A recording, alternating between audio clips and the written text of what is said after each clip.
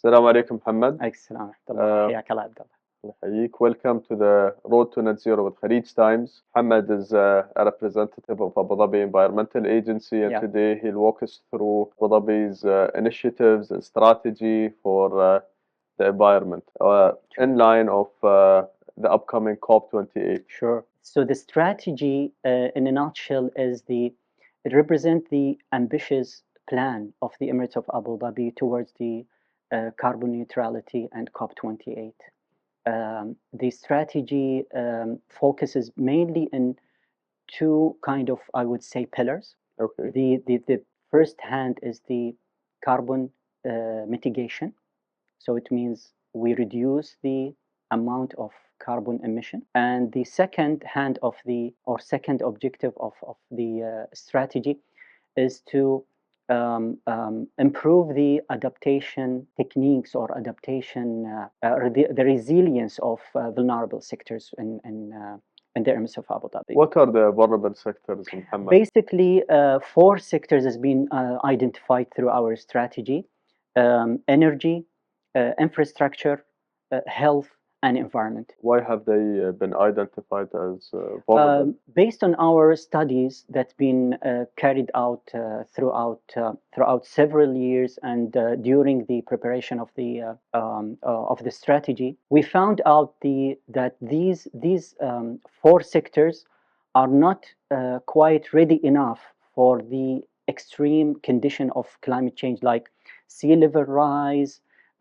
heat stroke. When you see in summer lots of people visit the hospital, especially the workers.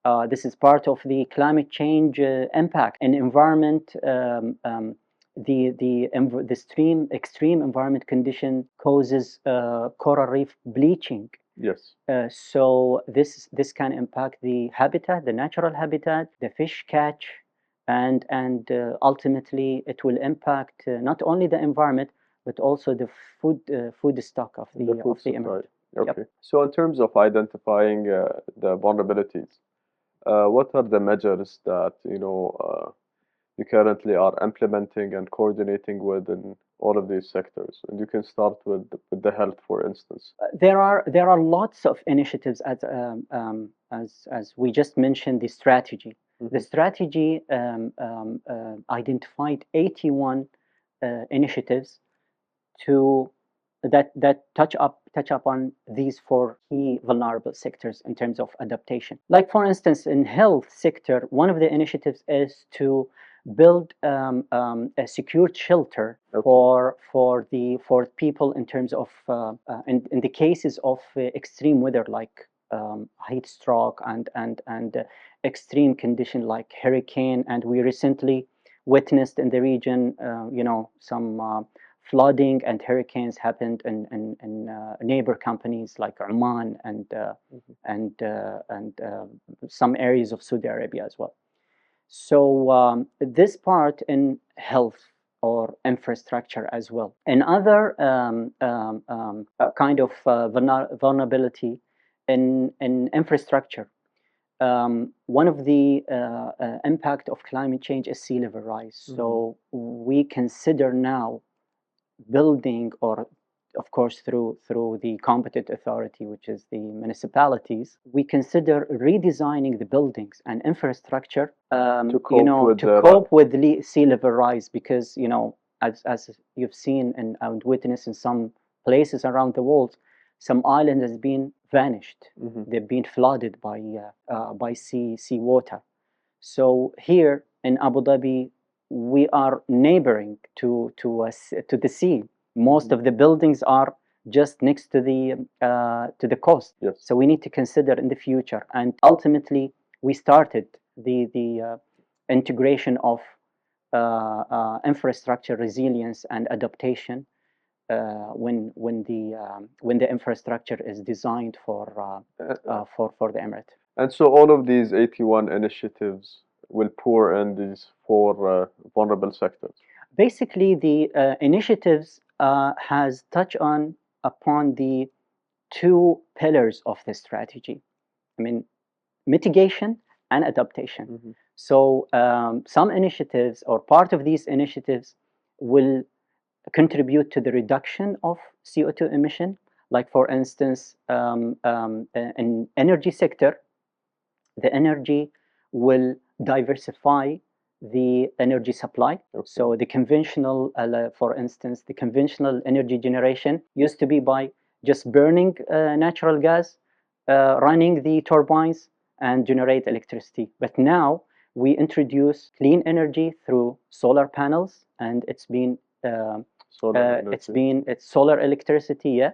The technology called solar panel, which is clean, zero emission, absolutely zero emission. This is part of our contribution in the And we Emirates of have Abu the Dhabi. sun over here. We have lots of sun, basically. Alhamdulillah. But the technology is really good and effective in terms of energy, CO2 emission. And we deploy it. The Emirates of Abu Dhabi has Shams 1 and Shams 2, and the energy sector is expanding the solar panel, the photovoltaic. And we are among the leading cities. And Alhamdulillah, this been witnessed by lots of countries in the world. Emirates of Abu Dhabi and the UAE is one of the leading country in the region in terms of energy mix, clean energy, low carbon emission energy as well. I have a question. You know, it's been on my mind for a while. Yeah. What is Abu Dhabi's carbon emission in terms of global contribution? This is really great question, because everyone in the world, especially when you travel out, people would say, "Where are you from?" "I'm from UAE." "Oh, the carbon emission, the emitter country." Yes, we do emit, but guess what? We just emit less than 0.5% out of the global carbon emission. And this is just a tiny amount of CO2 emission comparing to the other countries and other regions. However, we are one of the leading companies that I would say we are the first country in the region who signed the pledge of the Paris Agreement. and the Paris Agreement, and we are proud to say that we translated in a true commitment through our strategies, through the announcing the carbon reduction for 2030. We are going to reduce as an Emirate, as UAE. We are targeting to reduce 40% of our total emission based on the readings of 2016. What's the target for Abu Dhabi? Yeah, that's a really great one, because we are here for it. Yeah, the strategy was very clear, Abdullah, in terms of identifying this number. This is very important of our leadership and our people in the Emirates of Abu Dhabi. We are going, inshallah, to reduce 22% by 2027. Is it not far-fetched? It is not far. It's challenging, but alhamdulillah, the strategy identified not only a target, because we are not just talking. Moving on a timeline. We are moving in a timeline of 5-year strategy, starting from 2023 up to 2027, with clear 81 initiative that will contribute, inshallah, to the reduction. We are going to meet this number, inshallah, by 2027. Inshallah. Yeah, and the strategy is very clear and crystal clear, I would say, in identifying the initiatives, the responsible entities, and this is very important for me to say. It's not a one-man show. In Arabic, it's ربع تعاون وما ربع تعاون وما ذلوا. By the way, this is a local say. We do have 14 defined entities to contribute with us in implementing the strategy. So the 81 initiative will be led by these 14 stakeholders, and they are not only from government. And this is the beauty of the strategy. The private sector. Private sector is playing a very important role. I would say in private sector we do have ADNOC, we do have Mubadala Investment, we do have also Emirates Global Foundry, the aluminium smelter company, and this is the one of these three are the mega private sector companies in the Emirates of Abu Dhabi. On the other hand, we do have contribution from government sector as well, from energy sector, from Department of Economic Development, from municipalities as well, waste management sector, and so on. So it's a collateral work. It is. As we said, Yes. قوم تعاونوا وما ذلوا, and it's not a one-man show.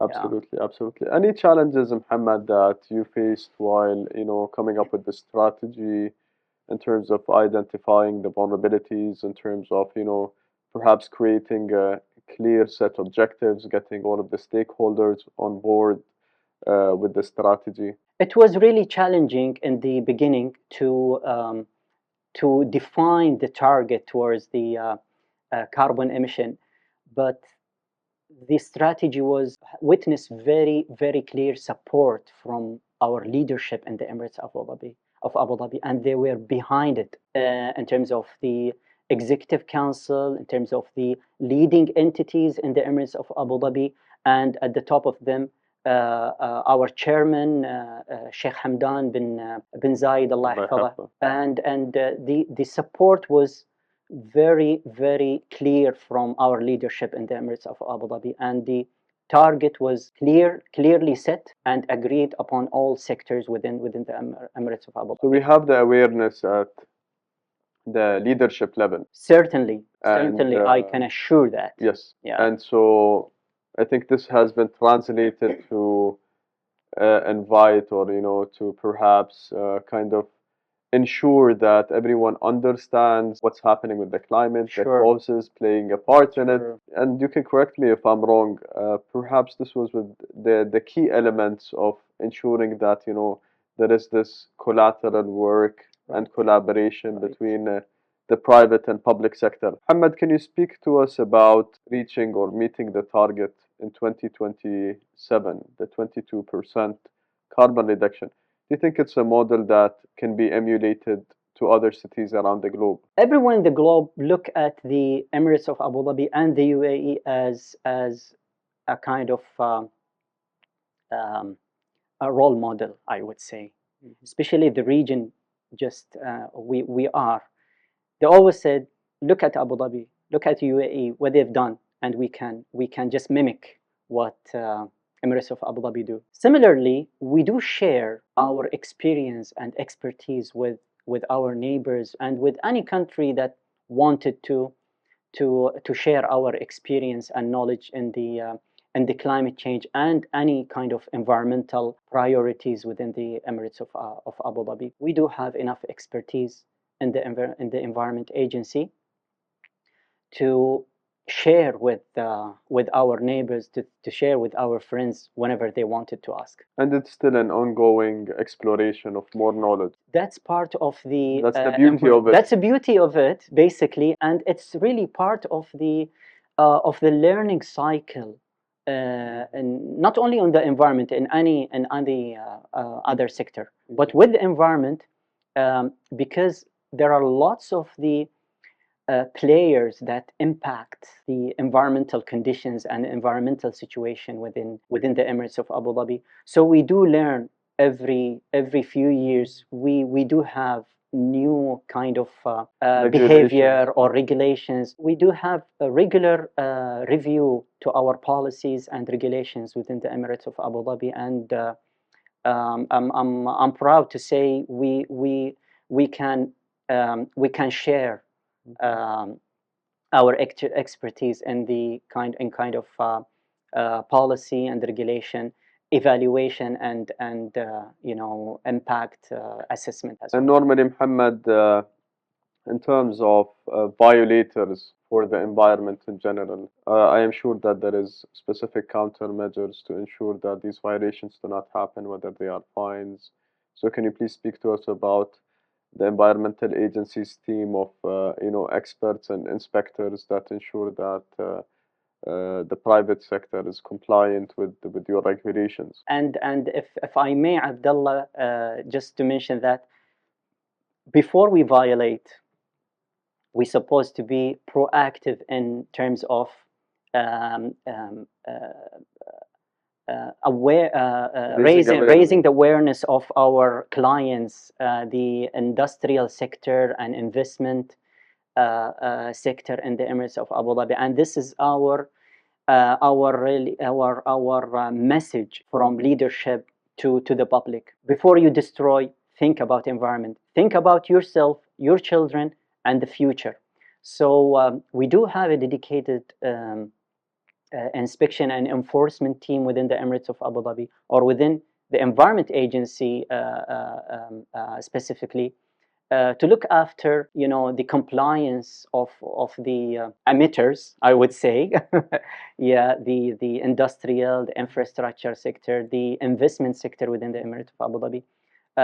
We do have regular enforcement and inspection operation that is being carried out in daily base by the Environment Agency candidates. Was it Yeah. challenging raising awareness? It used to be challenging, basically, because a starting thing like environment it could be, I mean, it would be a new kind of educational approach within the region. But alhamdulillah, by our leadership support, by our clear mandate in environmental education, by clear initiative that's being carried out in last, I would say, 2 decades by Environment Agency, along with our stakeholders, the awareness has been witnessing clear raise, clear improvement, and the violations, I would say, it's been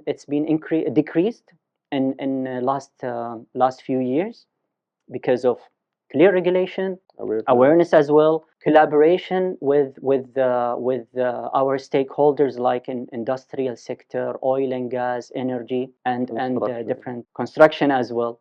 So the environmental conditions and environmental requirements now, it's been integrated within the planning and the implementation of other sectors. So it's not a standalone responsibility, because the environment protection is not only Environment Agency. Yes. So it has to be part of a collective work. It's a collective, yes. Yes. So it's an integrated approach we are building within Environment Agency with our stakeholders and different sectors in order to reach to the point of sustainable city, sustainable practices, and a sustainable lifestyle. Mohammed, what do you think the outcome will be from this COP28? We previously met a couple of ambassadors, and they said, that alhamdulillah, this COP28 will have the presence of presidents, people of actually power that will ensure that things actually happen, and there is promises that are delivered, and pledges. What do you think, or can you give us your idea of what you are expecting in terms of the outcome of the COP28? I can expect, because let's talk about clearly defined initiatives, and I'll speak again about the strategy, because the strategy, the climate change strategy, is our roadmap toward the commitment of COP28 and COP as a whole. So alhamdulillah, we do have this strategy. It's been launched, it's been implemented. The implementation already started from this year.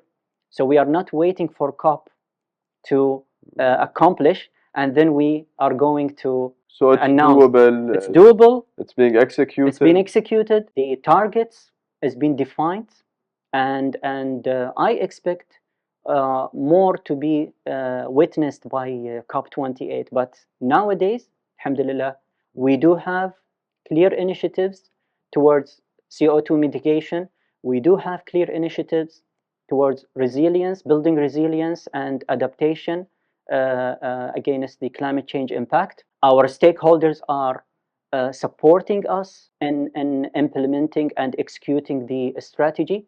And the clear definition of the target was one of the success stories on around climate change strategy and the climate change initiatives in the Emirates of Abu Dhabi. Anything else, Muhammad, you would like to add, or perhaps, to I our would viewers? I would like basically to send a message to the citizen, because I'm sure lots of citizens will watch us, since you have mashallah yani, a variety of the audience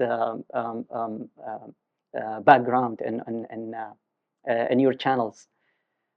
Ask yourself before you do anything in your life, is that sustainable? Is that going to waste my resources? Because it's not a matter of that, like, energy is there Mhm. and cheap, so I can keep the lights on, I can keep the heater in the summer on, I can keep the AC in winter on. Mhm. So ask yourself, what I'm doing, is that sustainable? Is this going to increase emission or decrease emission? So this is part of asking ourselves, or protecting our natural resources, and protected our resources as whole. Mhm. It's a grace from Allah, alhamdulillah. So we have to maintain it, we have to protect it, and this is where we live. If we don't protect our environment, the tomorrow's days would be harsh for us and our generation. Thank you, Muhammad. You've been a wonderful guest. Thank you, Abdullah. Anytime. Thank you. It's pleasure. Thank you. Likewise.